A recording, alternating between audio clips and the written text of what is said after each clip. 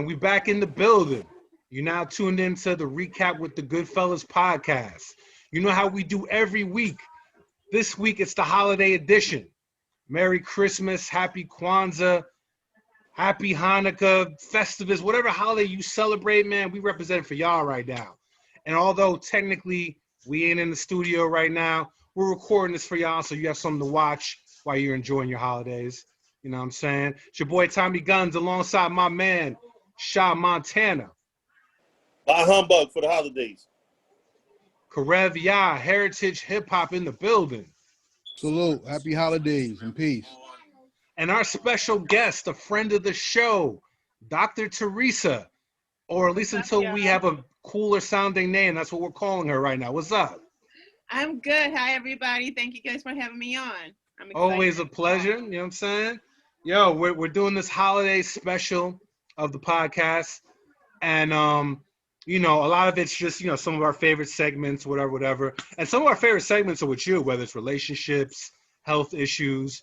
But, you know, on some real time-ish, like a major health issue, a major health achievement, I guess you could say, is in the works as we speak. And that's the COVID-19 vaccine.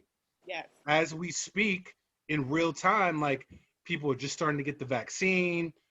You know, it's been long awaited, long talked about, and it's finally here. And what's dope about it is not only are you knowledgeable in things medical, but you actually took the COVID-19 vaccine. I did. You know, so we want to chop it up with you personally because, you know, let's be real. You'll watch this right now probably on the internet. And on the internet, there's a lot of myths, a lot of misinformation, a lot of half-truths, a lot of no-truths. Yep. So we want to go to the source, not only somebody who has the medical knowledge, but somebody who actually is in the trenches, who took the vaccine. So we want to holler at you. We want to hear about your experience taking the vaccine. You know, what was it like?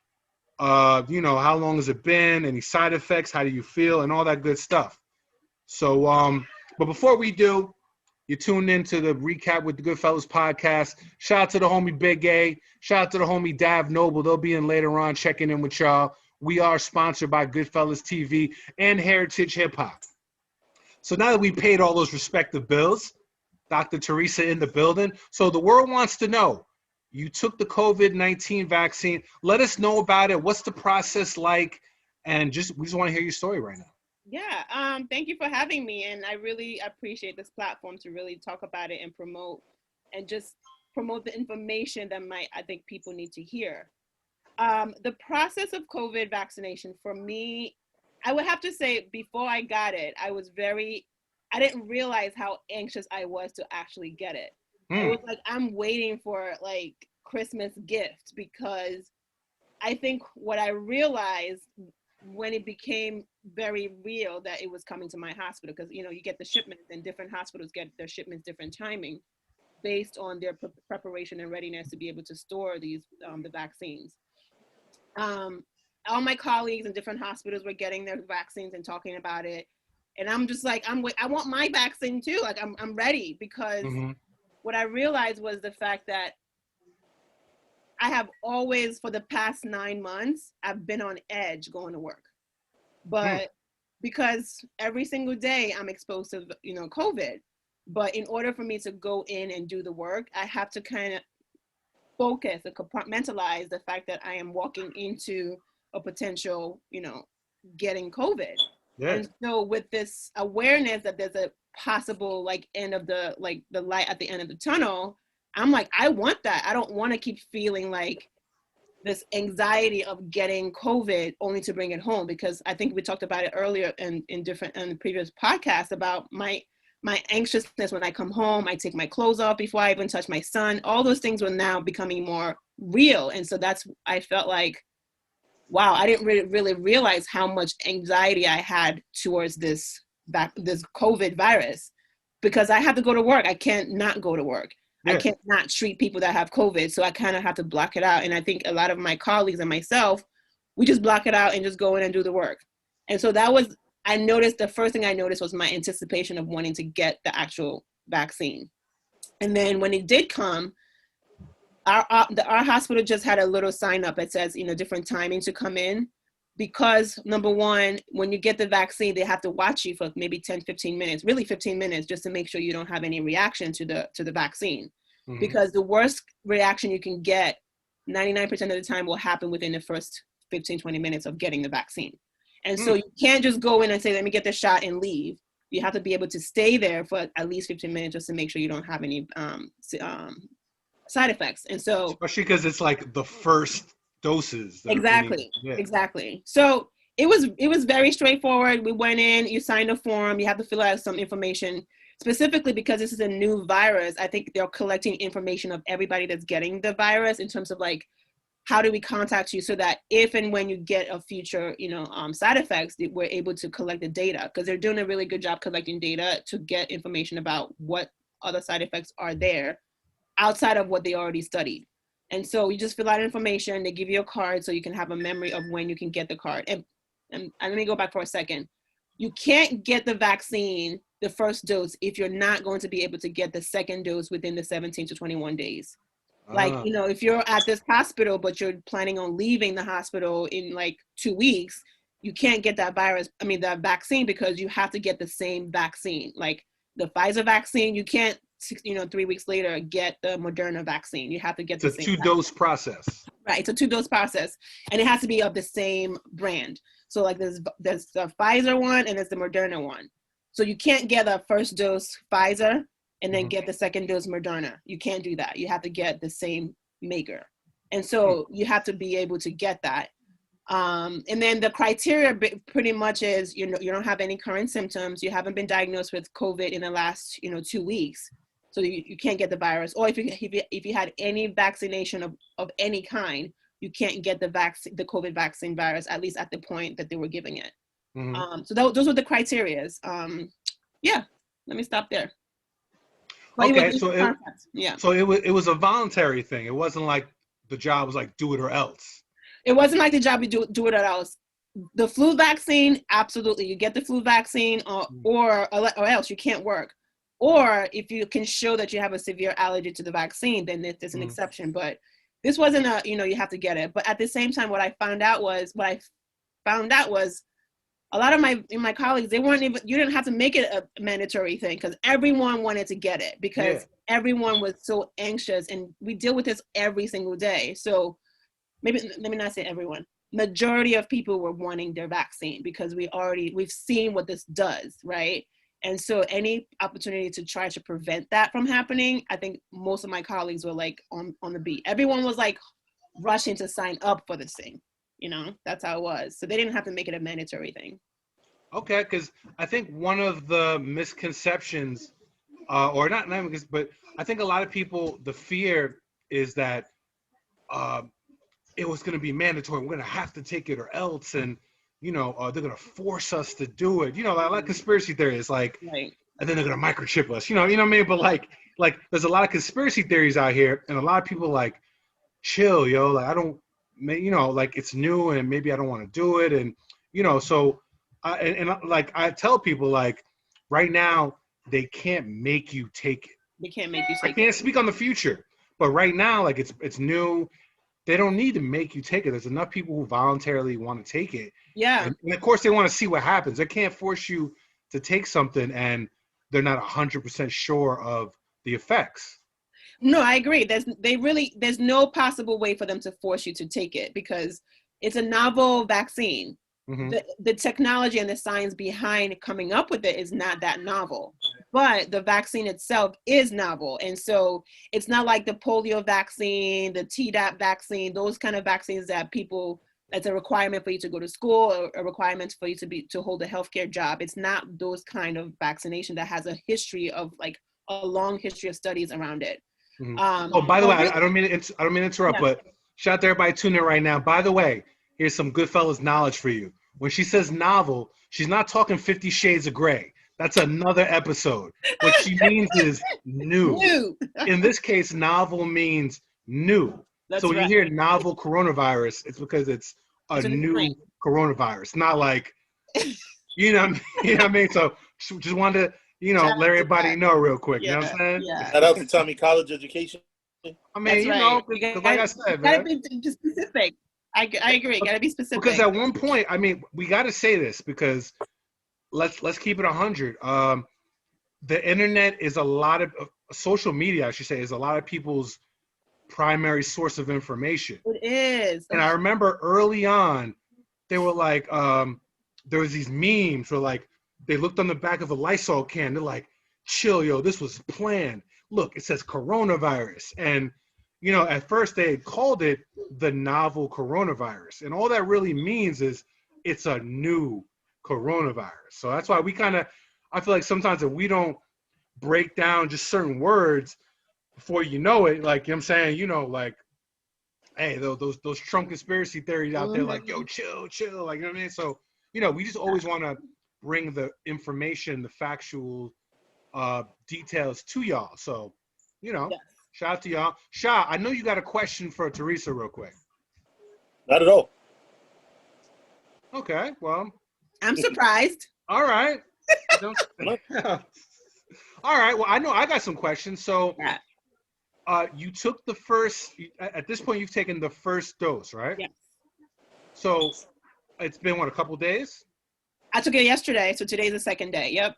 Oh, okay. So, since you've taken, or even, like, while you took it, like, has there been any side effects? Does anything hurt? Do you feel a certain type of way? Do you feel normal? How has that process been since? I feel generally normal. I got the, like I said, the flu vaccine is mandatory to work in the hospital and any healthcare settings in general. So it's the same side effects that I got from the flu vaccine, which is soreness. Like you inject your muscle with anything, your muscle is sore.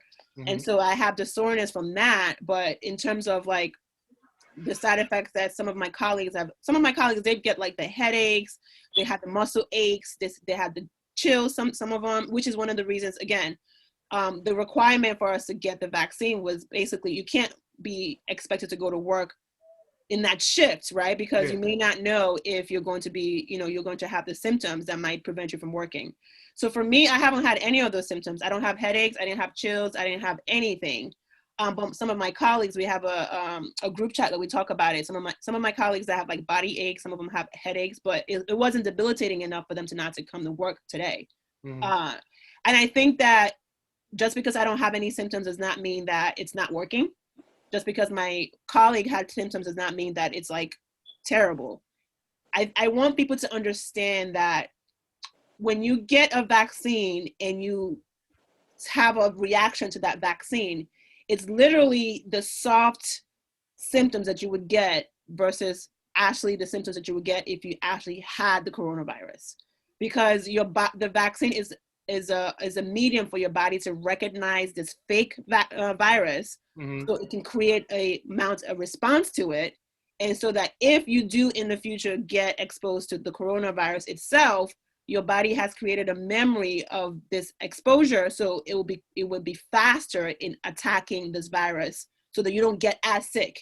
Yeah. And so you getting sick, the side effects of the headaches and muscle aches, really is your body's immune system working like it's supposed to, because it's recognizing the vaccine as foreign. So you're mounting a response to that vaccine. So for me, I didn't have any symptoms, but it doesn't mean that I'm not protected. Mm-hmm. I do want to make a point that, the first vaccine is not the complete protection from the virus, which is why you have to get the second one. Getting the first one does not give you immunity against the virus. You get like 50% coverage, efficacy from the first dose. It's the second dose that creates what kind can I say? Like an amphetamine. Like the first dose you get a little buzz.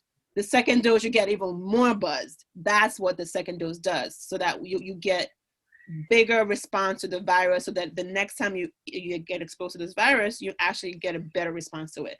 Shout out to my amphetamine fans out there. I'm trying to make it, relatable. Okay. Yeah, man. Let me just take this quick commercial break. Get a little shot, and then the next one you get I get another shot. Like, that's it. Yeah. Okay. That's what's up. Yo, Karev, Heritage Hip Hop. Do you have any questions for her just regarding the vaccine or any part of the process? I think the trepidation for people is the social ramifications and implications going on with the shot, because we're saying the medical community is not making it mandatory, but the social community is making it mandatory, unfortunately. And with that information going out, that's what's giving the vaccine a bad name more than anything else. So my question to you in regards to the process is, was it mandatory that you had to sign paperwork and there was an explanation given as far as the shot itself and anything that could possibly happen as far as a side effect? Was that explained and everything in the process? And what was that process? Yeah, so I think for us, the process was before we came into, if you signed up for the vaccination, there's a link that says you have to have read the CDC information about the side effects and all of the things that can possibly come of the vaccination. Now, I think that with the medical community, they expect us to already have done that by ourselves. And so it wasn't let's sit you down and talk to you about all the side effects, because we're doctors, but we're also scientists. We have read about all these vaccine studies even before it came out. But so for the community, I agree. I think we need to do a better job in just really talking to people about the side effects before they come in and get the shot. So for our process, yes, you had to sign a form that says you had previously read the CDC guidelines and read the CDC information about the vaccination and the Pfizer information about the vaccination. There's a sign that says, I have read it, and you sign off and said you have read it. So obviously, did some people read it? Probably not, but most people have read it because we were anxiously waiting for this vaccine. I do agree that the social pressure of recommending and urging people to get it, I think we have to do a better job in public health, relations and public health. Public health have never really done a really good job in promoting public health in terms of the advertisement of things, or like supporting or trying to get people to do what you want them to do. For history, we have not really done a good job in promoting public health. And so we need to do a better job of telling people why they should get it, but really just outlining all the risks versus just telling people, get this vaccine, get this vaccine, get this vaccine, because there's a lot of people that are having a lot of trepidations about it. I do agree with that. But for in our community, we didn't really have to do that, but you had to sign up to say you did read the information before you got the shot. Definitely. Yeah. Speaking of scientists, the mad scientist himself, Big A, is in the building. What's going on, man? What's going on, everybody? What up, Dave? What's going on, T? What's up, T? What's up? It's been a minute. How you feeling? I'm feeling better. I actually had COVID. I had to fight it off. Yeah. I had it for like a month. Yeah. That shit was unreal, man. So, do you have any side effects or lingering symptoms? Actually, yes, I do. My sleeping pattern is completely messed up. Like literally messed up. I've been awake since 3 o'clock this morning. Wow. I've been awake since 3 o'clock this morning, and I'm still moving like I had 8 hours. Like my sleeping pattern is all messed up. Sometimes I can sleep for like 2-3 hours and just function throughout the day. Now, you get superpowers when you got sick? I don't know. It affects, because it's weird. Like my body would be like, all right, get up. No matter what I do to lay down, I'll stay in bed. It's like, okay, well, you're not gonna back to sleep. So it's the weirdest feeling in the world. I know some people who still get brain fog. Yeah. Like they'll be talking and they'll be like, huh?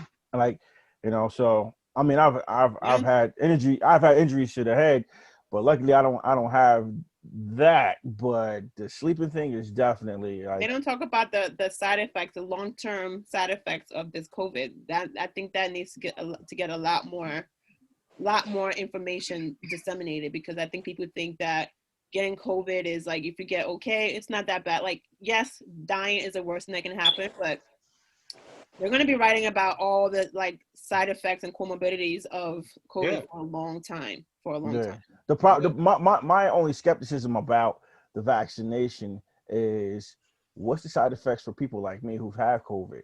Like, they don't know the long-term effects of actually having this in my system. Have had my system fought off COVID, and now I'm introducing something new and foreign that's supposed to help me when I already naturally have something that's built up some type of an immunity to it. You know what I mean? Right. So yeah. No, but I'm just saying, like, it's kind of nerve wracking because it's like, of course, who wouldn't want to take something that's going to help them in the long run? Believe me, I don't want to have to go through that again. But then it's like, okay, if I introduce you to my system, what are the real long-term effects? And honestly, they don't have answers for that. I mean, I totally understand what you're saying. You're right. We don't have the answers for the long-term effects. But again, there's no way we could possibly know the long-term effects of COVID, but we've only been dealing with it for the 9 months, right?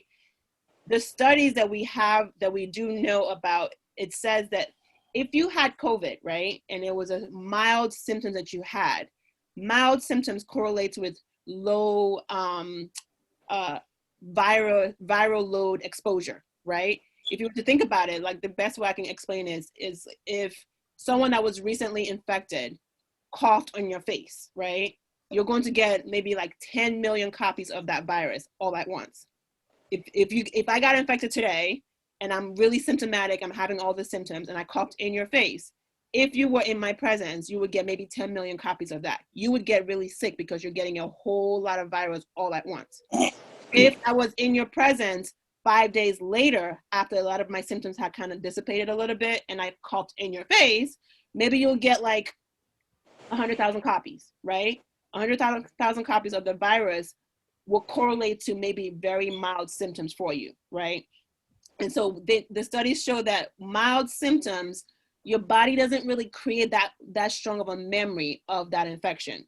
But if you were really, really sick, if you were really, really sick from the COVID virus, you actually create a larger extent of memory of that infection, right? Oh, so wow. You do get to have longer term protection from that infection. Well, I was really sick Right. for like I actually had to deal with it for a whole month. I had a whole month I had to deal with it. So that right now, based on that exposure and the length of your sickness, your illness, presumably you would have a longer term protection from COVID if you got infected again, and you can get infected again. Yeah, I know. So, that's what a lot of people don't realize. Yeah. When I got infected, a lot of my friends who were infected, who didn't put it out there, were inboxing me and letting me know, just still be careful after I get better, because you can get it again. I have a friend of mine, she's a mom, she had it and then she got better. Her daughter got it and then she caught it again. It was even worse. It was worse than when she had it the first time.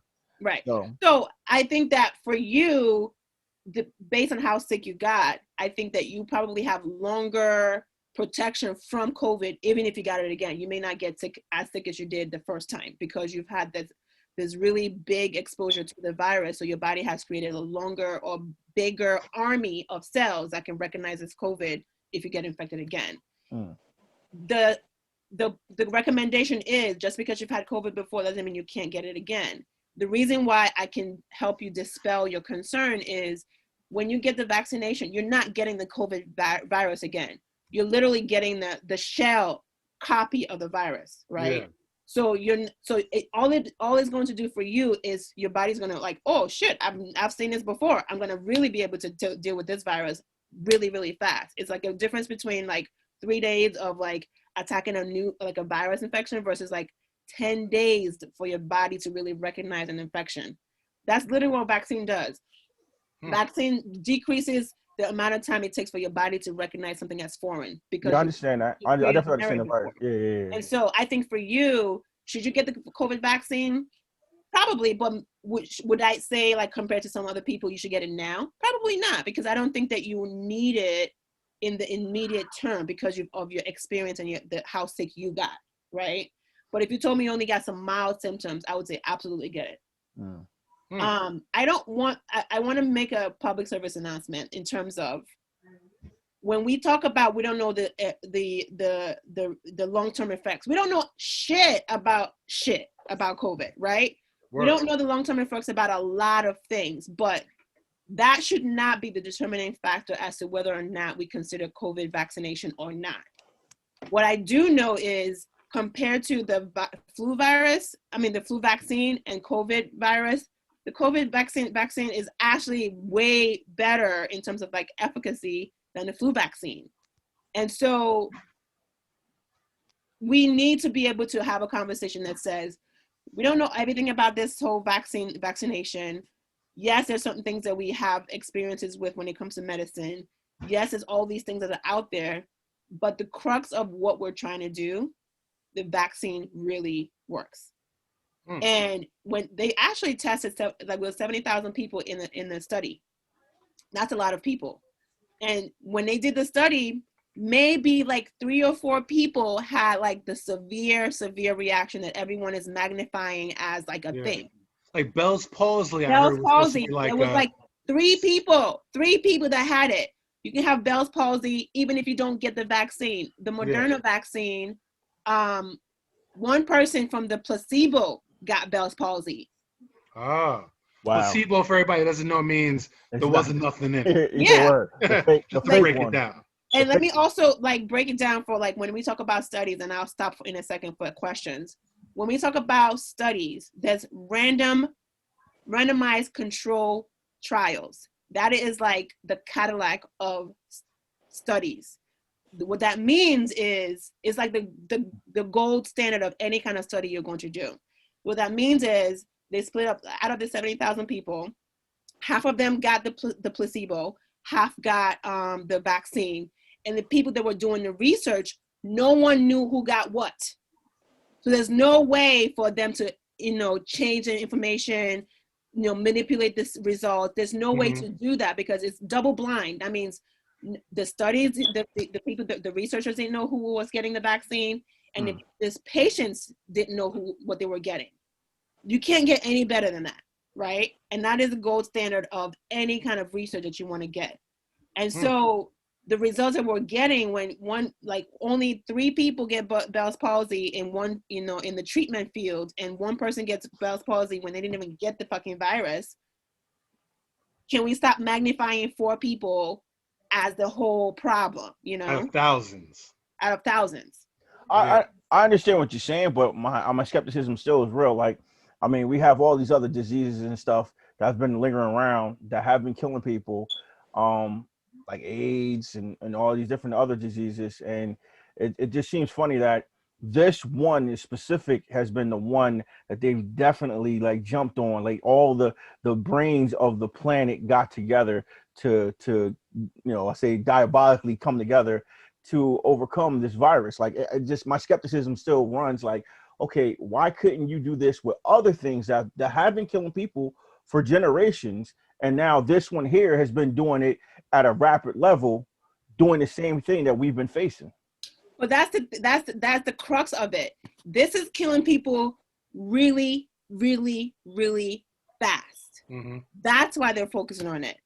I also want to say, I don't mean to interrupt, but there's one more thing. Yeah. It's all about the money. It is about the money. Like COVID shut the world down. Yes. That means people ain't getting paid. Right. People paying people. Yes. That's why I feel like AIDS is kind of like, stop being a slut, you'll be all right.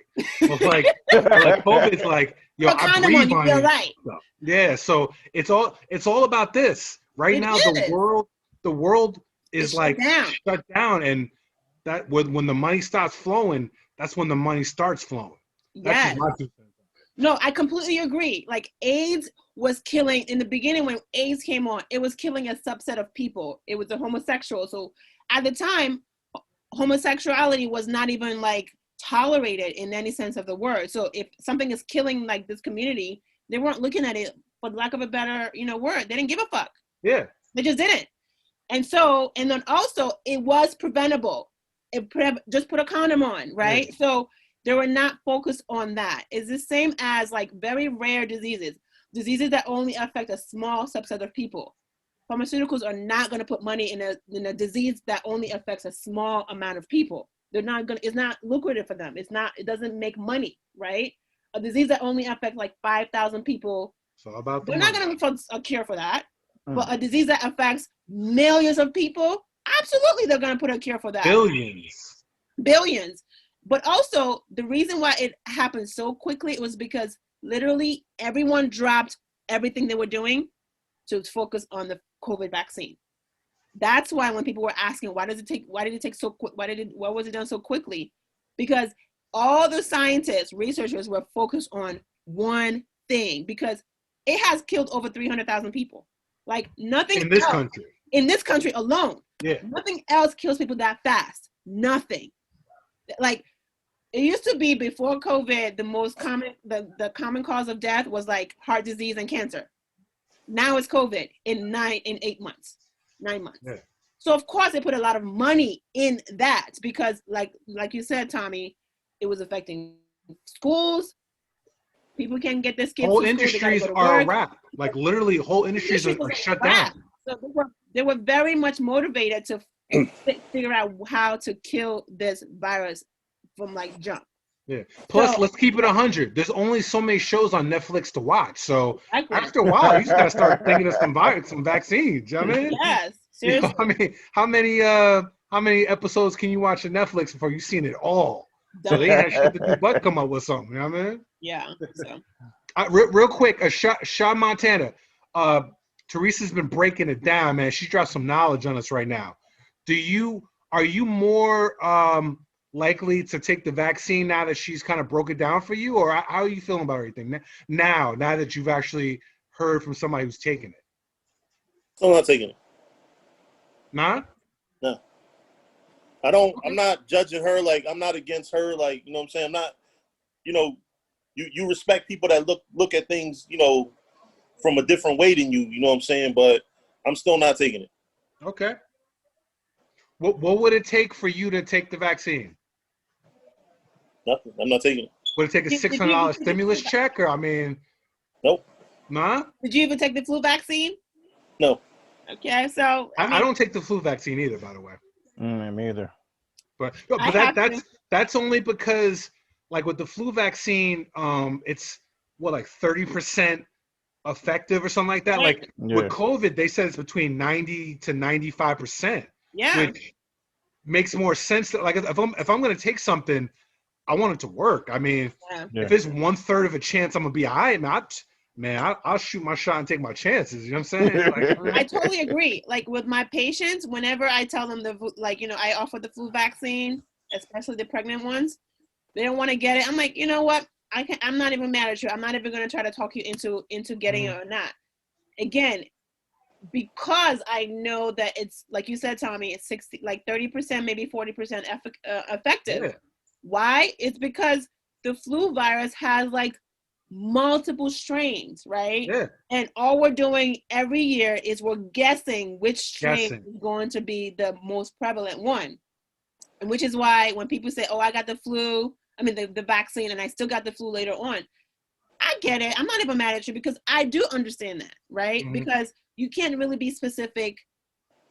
You can't make up a vaccine for like 1 million strains. You really just got to make a vaccine for what you think the next strain will be. And we're wrong all the time, which is, I get it. So I'm not going to say, oh, get the flu vaccine. No. But with the COVID vaccine, it's literally specific to the COVID virus, which is why you get 95, 96% efficacy rate. So, yeah. And if I'm correct, correct me if I'm wrong, but the coronavirus doesn't mutate as fast as the flu virus, which is why they're better able to come up with a vaccine. I agree. It doesn't mutate as fast, but even if it does mutate, the core of the coronavirus structure, they kind of have almost the same structure for most of them. It's just the medium at which they can transfer that can be different, which is why I know you guys probably heard of the new strain that's going around in the mutant strain from Britain, yo. Yeah, so this virus will work for it too, because it's like having the shell of something, and the inside of that shell is maybe different for each virus. But the shell itself, the vaccine will still recognize as foreign. So now, I just want to say, because I know you're throwing my name in there a lot, because you obviously know where I stand at with it.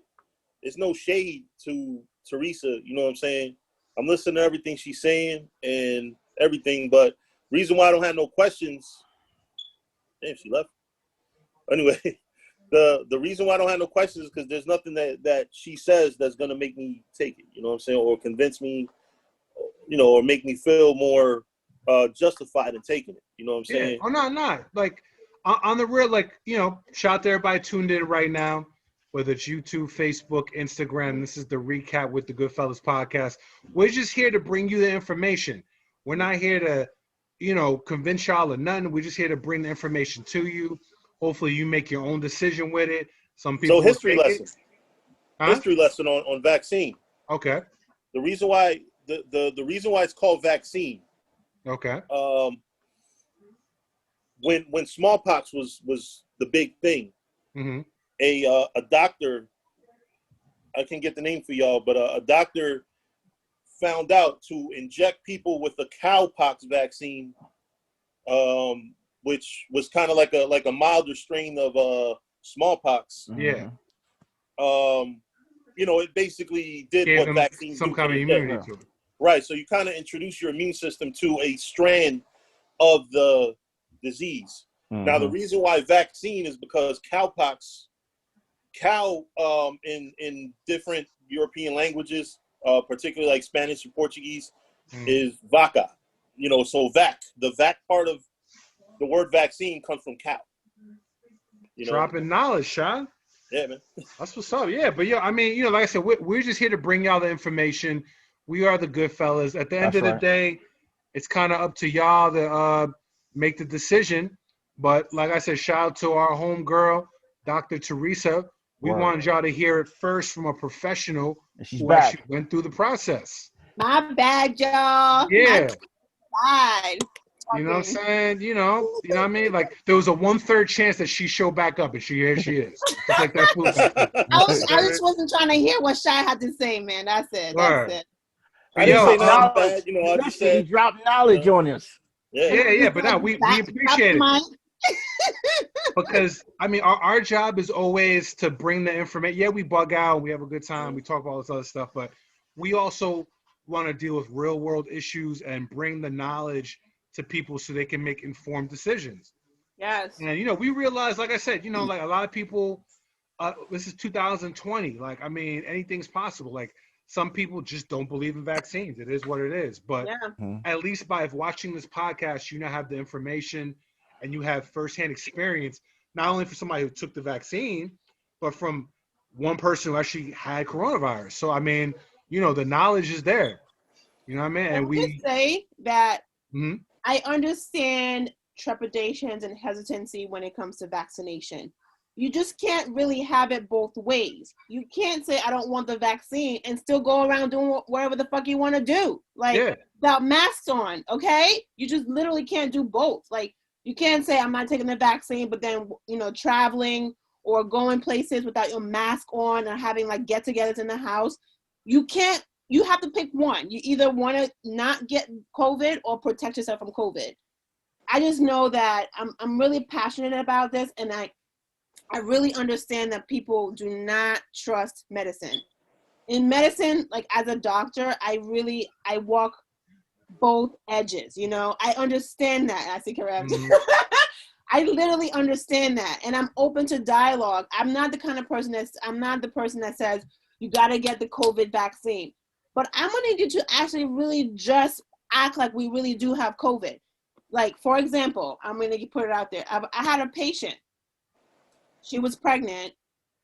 She came one of my visits. She talked about how she had a baby shower. Why are you having baby shower in fucking COVID? Why? That baby got showered, all right. It's literally not the time to have COVID, right? I mean, to have baby showers.